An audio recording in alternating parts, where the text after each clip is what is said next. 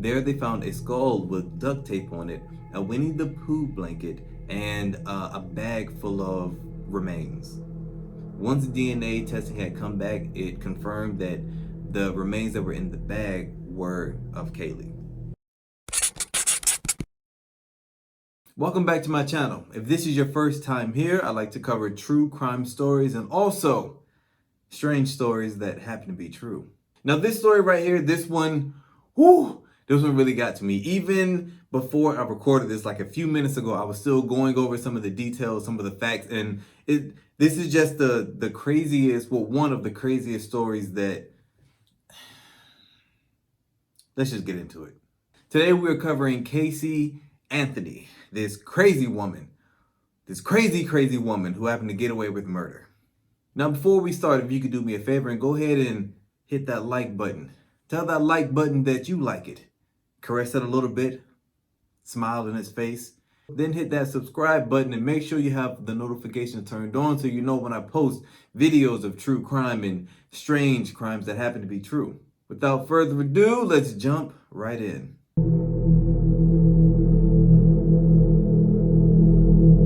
Casey Anthony was born March 16th, 1986 in Warren, Ohio. She was only one of two children, and growing up, she was said to have a very energetic personality.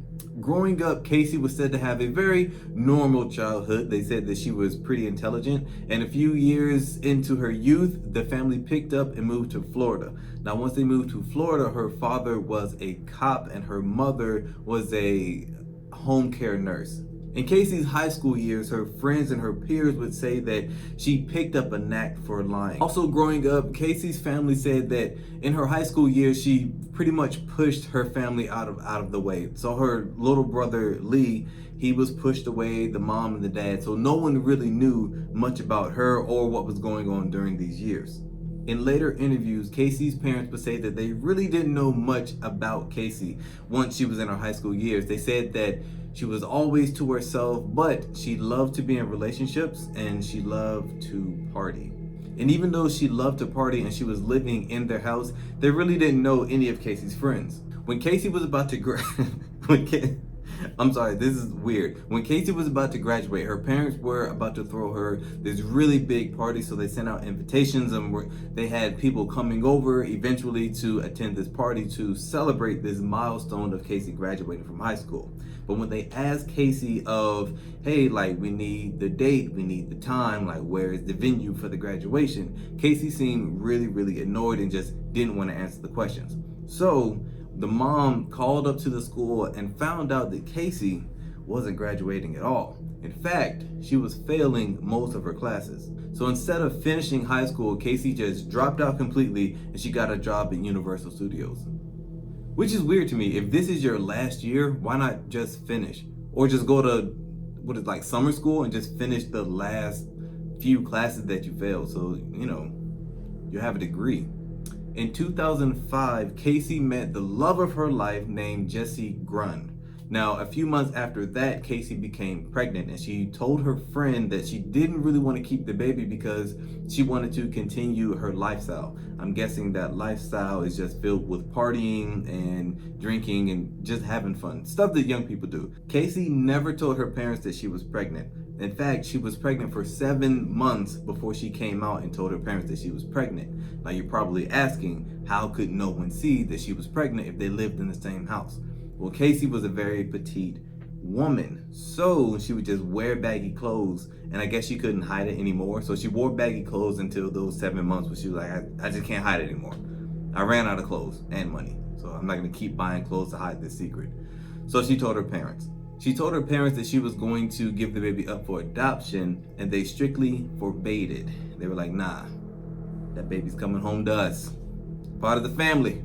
On August 9, 2005, Casey Anthony gave birth to a little girl named Kaylee Marie Anthony. She said that Jesse was the father, but no one really pushed to find out if this was true or not. I don't know why they didn't, they just really didn't push it. They don't know if he was really the father because at one point, Casey told her mother, Cindy, she told Cindy that Kaylee's real father was in a really bad car accident and he died. So we don't really know if Jesse's the father or not. Why didn't they just do a paternity test?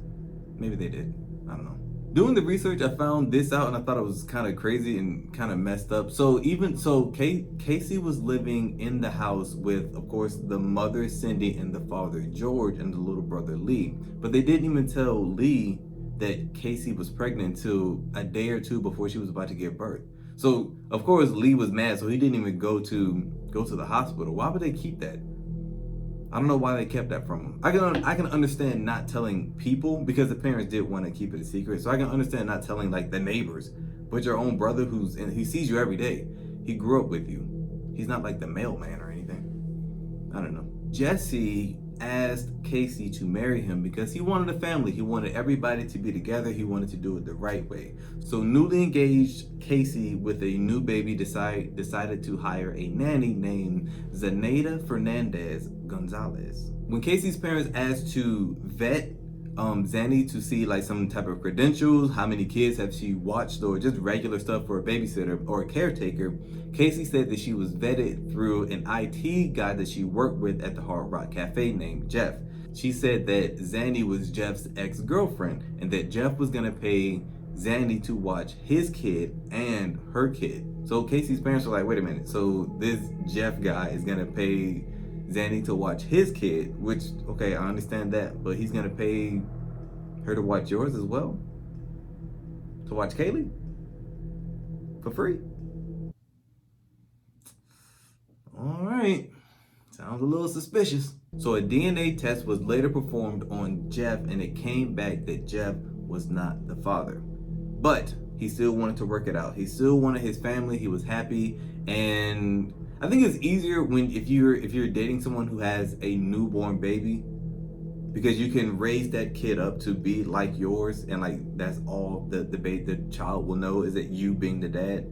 And especially if like the real father's not in the picture, it's just easier to do it that way. So he was still all in. But then May 2006, he broke off the engagement because he said that Casey was becoming more erratic. Her behavior was becoming more erratic. Some time goes on and then Casey's thinking, you know what, I need to get back out there. I need to get me a new boo. Remember, because she liked being in a relationship. So she does just that. And she meets a man named Tony. Now Tony happened to be a DJ. Casey is still living with her parents at this time, but she would pack up and she would spend a lot of time at Tony's house. While Casey was at Tony's house, she wouldn't bring Kaylee. So she would just leave Kaylee with George and Cindy, like her parents. She would just leave Kaylee with them because she knew that with the grandparents, that she was gonna be in good hands. So Cindy and George, they made her own room. They gave her clothes, kind of spoiled her, normal things that grandparents do. On June 15, 2008, there was a huge family fight between Cindy and George and Casey. Now the very next morning, Casey packed up like a lot of clothes and her and Kaylee left to go on a work trip. And on that day, which was June 16th, 2008, that was the last day that Kaylee was seen alive. But Casey didn't go on a work trip. She went and she stayed at Tony's house. And every time her mother would call and ask about Kaylee, when can we see Kaylee, she always had an excuse like, oh, you can't talk to Kaylee right now because she's asleep. She's outside playing around. Oh, we just got back, she's tired. Or she's with Zanny and I just don't have her. So this went on for about a month. So now both Cindy and George are getting more and more concerned because something isn't adding up. Something's not feeling right.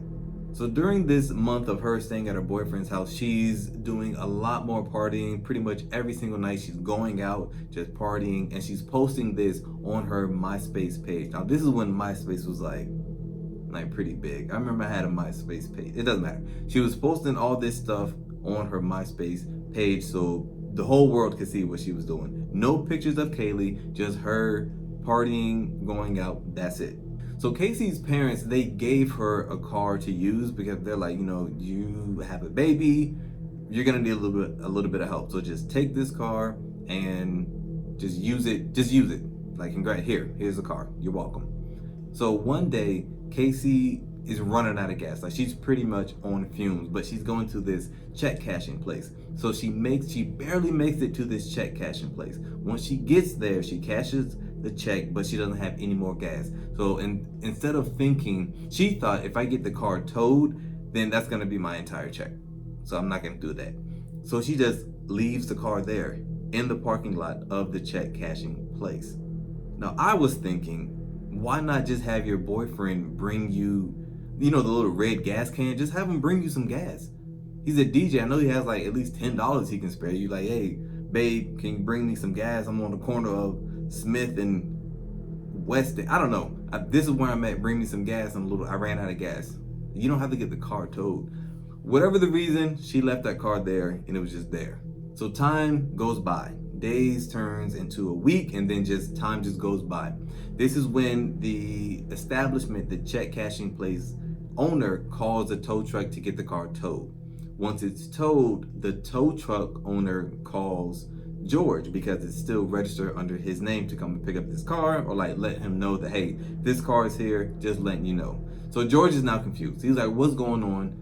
Where is Casey? Why has the car just been here? Is my daughter okay? He's just trying to piece it all together because it doesn't really make sense. So George goes down and he talks to the tow truck owner or whoever, and they both walk. He pays the money. They both walk out to the car, and as soon as they open up the door, they get hit with the smell of just horribleness, of just nastiness, a face full of it. The guy who worked there even said it smelled like a dead body's been in here, or that there was a dead body in there. It smelled like dead body. So George drives the car home, where he meets Cindy. He was like, hey, like, come smell this. It smells like horrible. So she comes out, she smells it. She agrees, like, hey, this is horrible. It does smell like a dead body's been in here. Whatever. They open up the trunk. It's like a trash bag in there, some old pizza. They just throw everything away. They don't open anything. They throw the bag in the trash can without opening it. They just throw the pizza away, bottles, whatever. They just get rid of it. Cindy takes an entire bottle of Febreze and uses it in the car, and then they leave everything open to air it out. So now at this point, Cindy she's like, I'm not waiting anymore. I'm going to get Casey and Kaylee. So she drives all the way to the boyfriend's house, just barges in, embarrasses Casey, picks her up, well, not physically, but just takes her out of the house and then takes her back home. When she gets there, she ends up calling the police. So she calls the police and she says, hey, I have someone in my home right now who needs to be arrested. I'm pretty sure she's talking about Casey. She continues by saying, and I also have a possible missing child. Now this is when Cindy overhears Casey talking to her little brother Lee. Casey is telling Lee that when she went to go pick up Kaylee from Zanny, that Zanny was like, nope, I'm not giving her back, she's mine now. So now Cindy is thinking that there is a possible kidnapping that has taken place. So Cindy's talking to the police and she says, quote, I just found my daughter today, but I can't find my granddaughter. Something is seriously wrong.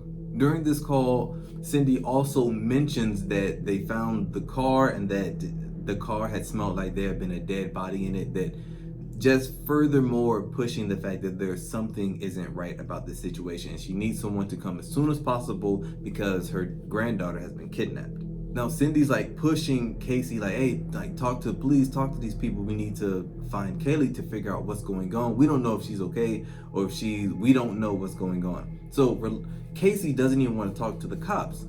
She's like, no, Mom, and she's annoyed. Mom, I don't want to talk to them, whatever, I don't want to do it, just hang up the phone. But finally, Cindy just keeps pushing. So Casey finally takes the phone and says, yes, Zanny, the caregiver, has my daughter and she won't give her back. But I talked to Kaylee earlier and she's okay. But then she says that the number that she has, like the number doesn't work anymore, it's just out of service. So then Lee's like, well, how are you getting in contact with the nanny? I don't understand, how are you doing that?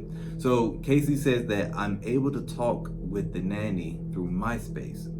That is how. Which is weird, so I'm like, if you just talk to her today, the number doesn't work, but so you talk through MySpace? You can't talk through MySpace. Like, MySpace isn't like Facebook, how you can Facebook video chat people. MySpace didn't have that feature, so that part doesn't make sense to me. That's a lie, pretty much. That's why it doesn't make sense, right? Furthermore, tells police and her family that Zanny would give Kaylee back on Kaylee's birthday. So There was no ransom, so Zanny didn't want a ransom. She didn't want money or anything. She just took her just to take her, just to hang out for a little bit, and she's just gonna give her back on Kaylee's birthday. That's enough. That doesn't make sense. That doesn't make sense. So police finally get there, and then they take Casey immediately to Zanny's apartment, and they're like, okay, which one is it? Whatever. So police come immediately. Once they get there, they need a description so they can sort of put out an APB to try to, or an Amber Alert to try and find Kaylee. This is the description. I'm sorry. I'm laughing because the description is so stupid. It's not stupid. The description isn't stupid, but let me just tell you the description. So Zanny is 5'7", 140 pounds, long black hair, perfect teeth, from New York. She's black and Puerto Rican, and is a 10. So I'm guessing is a 10 means that she's very beautiful. So that's the description that Casey gave the police. So the police grab Casey and they take her to these apartments where the nanny is supposedly staying. Once they get there, they find, Casey points them to the door. They go up, knock on the door, no one's answering. So the police go down to the landlord and like, hey, who's in apartment, I don't know, 205. So the landlord looks up the records like, well, no one's been living there since March. And it's July. So April, May, June, July. What, 3 months, 4 months now? No one's been living there. So I don't know what you're talking about. At this point, police know Casey's lying. They know 100% that she's lying. So then the police ask to see the surveillance footage for, I guess, the area of where they are. They look through the surveillance. They don't see Casey, they don't see Zanny or Kaylee ever in the surveillance footage. So now the police know that Casey is 100% lying, that she's a liar. She's lying through her teeth right now. They're thinking this, but they don't say anything. But what they do, they say, okay, well, tell me a little bit more about you, Casey, like what's going on with you. So she goes into her spill. Okay, well, I'm working at Universal, some other stuff. So they say, okay, take me to your job. Okay, yeah, let's go. So she drives them. So they drive her all the way to Universal, and she's walking all through security, back in the back entrances where the employees stay. She takes them all back there, just walking like she's been working there forever. And then once she gets, it's at the point where she gets lost. She gets so turned around because Universal, it's like an amusement park. She gets so turned around and doesn't know where she's going. She just turns around and is like, I don't work here. She just turns around like, I don't work here. Yeah, I wasted everyone's time. Why would you do that? Why not? Why would you do that? Why not just say, oh, I got fired? I would make up something on the spot at least. Like, oh, I can't take you because I just got fired 2 days ago. And they had me escorted off the property. I would make up something instead of wasting everyone's time going all the way there, acting like I still work there.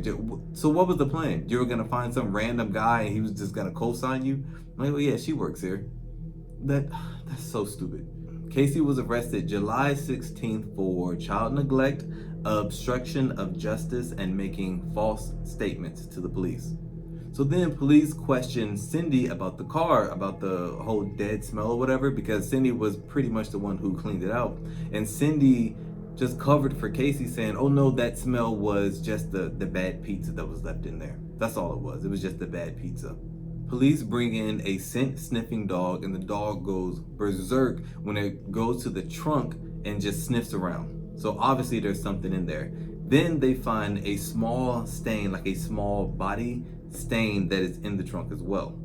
When they tested the carpet, it came back and it tested positive for decomposition of a body, plus they found hair samples in the trunk. When they ran tests on the hair could have either come from Casey, Kaylee, or Cindy, so 3 women in the same bloodline. But Casey's hair was short at this time, and this hair was pretty long. And this hair was untreated, meaning it didn't have any chemicals or anything like that. While Cindy, on the other hand, the grandmother, she had, I'm pretty sure she dyed it or had some type of chemical in it. So this hair could have only belonged to Kaylee. They finally get a warrant for the house, and then they take the computer and they're going through it, and they found that somebody was searching chloroform on Google search or Yahoo, whatever it was. Somebody was searching that. When they asked Cindy about it, Cindy said, "Oh, I was trying to search chlorophyll because I had bamboo in the back and the dogs are in the back eating the bamboo. I just wanted to make sure it wasn't toxic."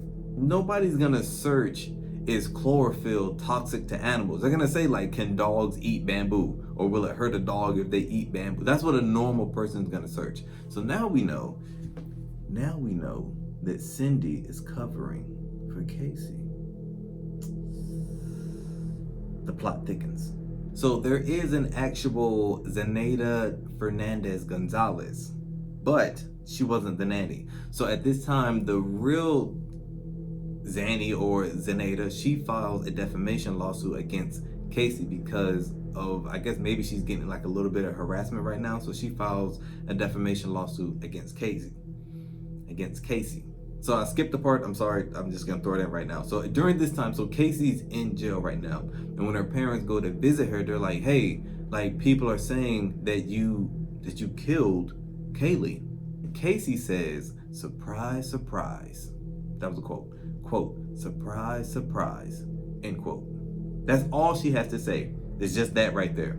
Nothing else. Not, "Oh, I didn't do it." No tears, nothing. Just surprise, surprise. Casey hired, well, she doesn't hire her. I guess her parents hire her because Casey's broke. Casey hires an attorney named Jose Baez. Jose writes a letter to the sheriff's office saying that Casey has been nothing but cooperative, even though she lied, been nothing but cooperative and just helping out the law enforcement as this case progresses. With that note being in there, Casey's bail was set to $500,000. And she gets out. The parents pay it and she gets out. Now when she returns home, everyone's there. Like, all the media, all the news stations, everyone is there and is taking up the whole street and the entire block because everyone's trying to get an interview or a statement from Casey. And now the neighbors are pissed off because all this is going on, and it just causes just so much destruction and chaos around their house, all because of Casey. I would have been mad too. You know, you come home from a long day of work and you see 6 news vans in the way, you can't even pull in your driveway. I would have been mad too. On August 29th, Casey was arrested again. Now, she was arrested this time for forging checks. And it was only for like $600. It wasn't like for an amount worth going to jail for. I mean, no amount is worth going, but you know what I mean? Like, it wasn't for like some crazy amount, like $20,000. She wasn't going big with it. She just put a little measly $600, $500 on the check and tried to get that. That's pointless. Yet again, her parents posted bail for that $500,000 and she was out. Now with the bail, I don't think you have to, if the bail is $500,000, whatever the bail is, I think you have to pay a percentage of it. I think you have to pay 10% of it in order to get out. I don't think you have to pay the whole $500,000. But even still, that's $50,000. Her parents must be doing pretty well for themselves. No, but even still, like, so if you pay the 10%, like the $50,000, once you show up to court again, I think you get that back, or you get a percentage of that money that you paid back. I have to look that up. I can't remember. On December 11th, 2008, there was a meter service attendant. He was doing his job out there and he noticed that there was a skull close by. So he called the police. He ended up calling the police 3 times, but no one was really taking it seriously. So the 4th time, he got close enough that he could poke it with a stick to ensure that it was a skull. And this is the time that the police took him serious and they came out to check it. There they found a skull with duct tape on it, a Winnie the Pooh blanket, and a bag full of remains.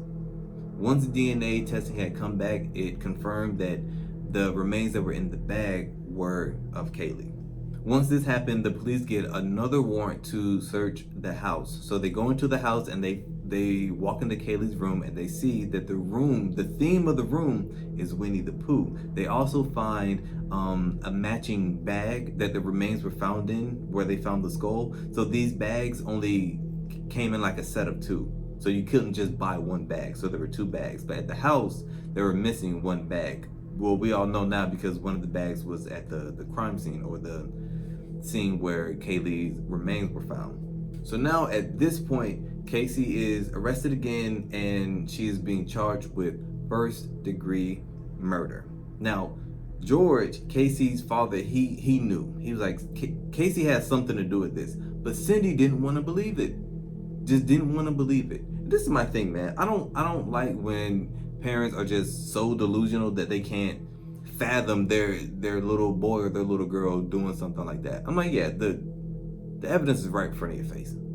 This person did this. I was thinking about it, like, would I cover for my grown-up son or daughter? Probably not. Probably not. Especially if you killed my grandchild.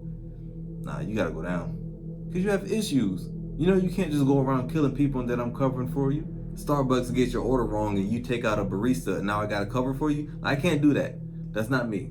I can't do that. You gotta go. In January of 2009, George is taking this extremely bad. So he checks himself into a hotel and someone calls to perform a wellness check. And once the police get there, they find that he has mixed a bunch of pills with alcohol, and this was a suicide attempt because he wrote on, I think it was a napkin or a piece of paper in the hotel, "Kaylee, here I come," end quote. That's really sad.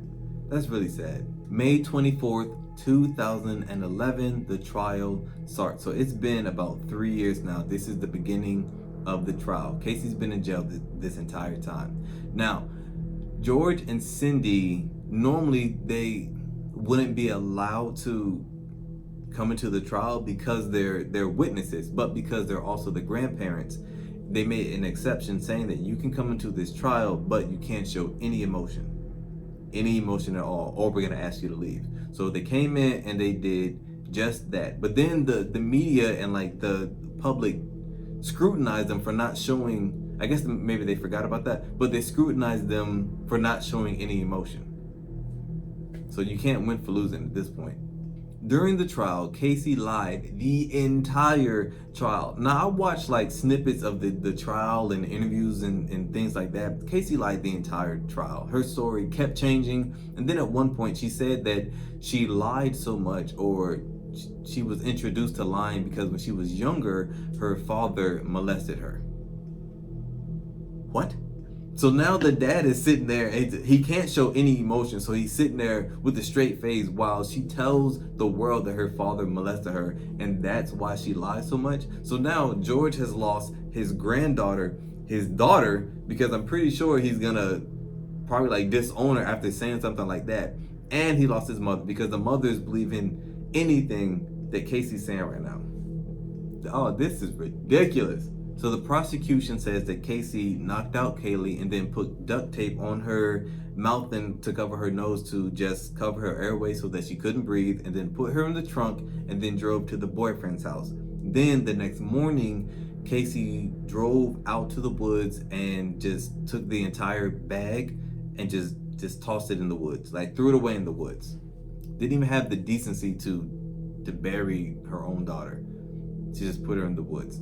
The defense's theory is that George found Kaylee drowned in a pool and they kind of just went off on Casey like, oh, your mother's never gonna forgive you. How could you do this? You're a bad mother. So after doing all that, he wrapped Kaylee up in a trash bag and then disposed of Kaylee's body.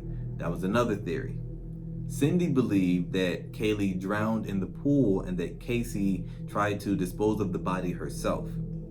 And that was another theory. My theory is Casey killed her, put her in jail. So George comes up with his own theory, and he says that he thinks that Casey was giving Kaylee Xanax. Now, the code name for Xanax, or a nickname, is Zanny, aka Zanny the nanny. So he believed that that's where that term came from, or why Zanny came about. George believed that Casey was doing this so that she would give Kaylee a little bit of Xanax, just enough to knock her out so that she can continue to go out and party and drink and everything while Kaylee is just asleep at home, just knocked out, and that she would just go out, party, and then come back the next morning. Everything is everything. I wonder, could they test the blood or test the body to see if Xanax were in the system at the time? I think they could have. I wonder if they did that. They should have. I'm with George. I think that is a very plausible, I think it's a very likely theory. That's what I think. George says he thinks that Casey may have given Kaylee too much, and then she just didn't wake up, and that's what caused her death. And then to cover it up, she just put her in the bag, put her in the trunk, but I don't know why she didn't dispose, or why she would leave the car there, knowing that the car was gonna get traced back to her. No one's just gonna, you know what I mean? The car that she put, that the body was in, that she just left at the check cashing place. Why would she just leave it there? That's strange to me. Now, the jurors were talking about this case outside of the courtroom, which everyone knows is you cannot do that. I don't know if it's illegal, but you can get thrown off of the jury for doing that. I think you can cause a mistrial for doing that as well. If you're talking about the case outside to like the media or something like that. One juror was even selling what was going on to like a blogger. He's just selling just information. Facts and opinions were getting mixed up. So because there was so much lying going on, they were just getting mixed up. And at one point, Casey's team, they were just pushing the blame on whoever will take it, wherever it'll stick. We're just gonna throw that blame on them. And I know that lawyers will do that just to cause reasonable doubt. So if a lawyer just can't say like, these are the facts, this is why this person isn't guilty, they'll just throw the blame to anyone else just to cause reasonable doubt in the juror's mind. Because if you can cause reasonable doubt, then you can get your client off for whatever charge that they have. I learned that I just learned that on a lot of like lawyer shows and stuff like that, how to get away with murder. That's one of the tricks that they use. Reasonable doubt. Who would have thought it? Just need that little bit of reasonable. Okay. On July 5th, after 10 hours of deliberation, the jury comes back with the verdict of not guilty. How this happened, I do not understand how everything is right in front of your face that she killed this little girl. Even if she didn't kill her, she knows how she died, and she didn't say anything. She waited so long actually, she didn't even report the child is missing. If she didn't, I guess, leave the card there, then it would have been months before she even said that her daughter was missing. So at this point, it had been like 30 days. So 30 days and you don't report that your babysitter has your kid, and you're still going out partying, taking pictures and everything while someone's kidnapped your kid. This doesn't make any sense to me. And I'm getting mad just thinking about it. But she was convicted on 4 misdemeanors of giving false information to law enforcement. So that came with a 1 year in jail sentence plus a $1,000 fine. But remember, she had already served 3 years in jail. So they took those 3 years and just counted it as time served. So she probably just paid her $1,000. And then that was it. She just walked out of jail. Walked out of that courtroom free as a bird. Free as a bird. After this trial, the jurors were receiving death threats. Casey filed for bankruptcy twice. She later on would go in interviews saying that she was going to be a private investigator because she learned how to investigate people because of how they investigated her during the trial, which is, she's so cocky. Oh my gosh. She is so cocky and arrogant. Years later, it came out that she was searching foolproof suffocation methods, how to suffocate somebody foolproof without any mistakes. That came out that she searched that as well. And they know it was her because during that time, Cindy and George weren't home. So it could only be her searching it. Oh, Lee was there. The little brother, she did it. We all know she did it. She did it. Since then, Casey has done a few interviews, and each interview, her story changes. On one of the interviews, she says that she remembers her father having Kaylee last, and then after that, she doesn't remember anything. She is a compulsive liar, and nothing. You know what? Nothing's happened to her. You would think something like that maybe someone would just meet her in a Walmart and just beat her up or something. I'm not saying do that, but I'm saying you would think something like that would happen, but nope. She's just walking around with her lying self. In one of the interviews, they asked her, how would Kaylee be now if she was still alive? And she said that Kaylee would be a complete badass. She would probably listen to rock music and not take shit from anybody.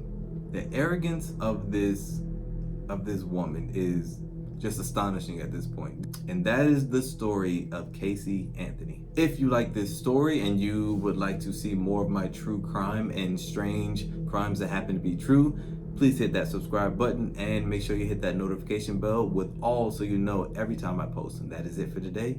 I will see you on another one.